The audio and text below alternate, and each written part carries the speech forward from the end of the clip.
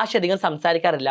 Personally ആശയ്ക്ക് social മീഡിയയിൽ വരുന്നതോ അല്ലെങ്കിൽ ഇങ്ങനെ പബ്ലിക്കിൽ സംസാരിക്കുന്നതോ അല്ലെങ്കിൽ ഇന്റർവ്യൂ വന്നിരിക്കുന്നത് സംസാരിക്കുന്നതോ എനിക്ക് അറിയൂല. അതാണ് സത്യം.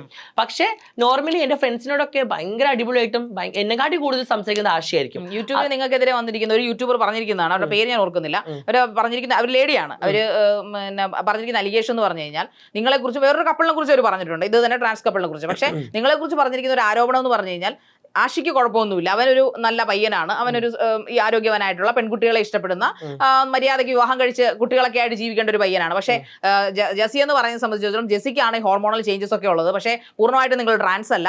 നിങ്ങൾ ഈ പറയപ്പെടുന്ന പോലെ ഡ്രസ്സ് ഇട്ടത് കൊണ്ടോ മുടി വളർത്തിയത് കൊണ്ടോ അല്ലെങ്കിൽ ഇങ്ങനെയൊക്കെ നടന്നുകൊണ്ട് നിങ്ങൾ ഒരിക്കലും പെണ്ണാവില്ല, നിങ്ങൾ ആൾക്കാരെ പറ്റിക്കാൻ നടക്കുകയാണെന്ന്. ഞാൻ ഒരു കാര്യം പറയട്ടെ, ഇപ്പൊ ഞാൻ ഹോർമോൺ എടുക്കുന്ന ഒരു വ്യക്തിയാണ്, ഞാൻ അങ്ങനെ ആൾക്കാരെ പറ്റിച്ച് നടക്കുന്ന ഒരു വ്യക്തിയാണെന്നുണ്ടെങ്കിൽ എനിക്ക് ഹോർമോൺ എടുക്കേണ്ട ആവശ്യമുണ്ടോ? ഇത്രയും വേദനയുള്ള ലേസർ ട്രീറ്റ്മെന്റ് എടുക്കേണ്ട ആവശ്യമുണ്ടോ? എനിക്ക് അങ്ങ് പറ്റിച്ച് നടന്നാൽ പോരെ? ഞാൻ ഈ ഹോർമോൺ എടുത്ത് ഈ ലേസർ എടുത്ത് ഇത് ട്രീറ്റ്മെന്റ് എടുത്ത് നടക്കുന്നത് അതിന് ആവശ്യമില്ല. പിന്നെ ഒരു കാര്യം ഒരു ആണ്, ഒരു പക്ക ആണ്, അല്ലെങ്കിൽ ഒരു നിങ്ങൾ പറഞ്ഞ പോലെ ഒരു സ്ട്രൈറ്റ്, ഞാൻ ആ വാക്ക് ഉദ്ദേശിക്കുന്നില്ല, നിങ്ങൾ പറഞ്ഞ പോലെ ഒരു സ്ട്രൈറ്റ് ആയിട്ടുള്ള ഒരു ആണ് ഒരു ട്രാൻസ് വുമനെ സ്നേഹിച്ച് കല്യാണം കഴിച്ച എന്താണ് പ്രശ്നം?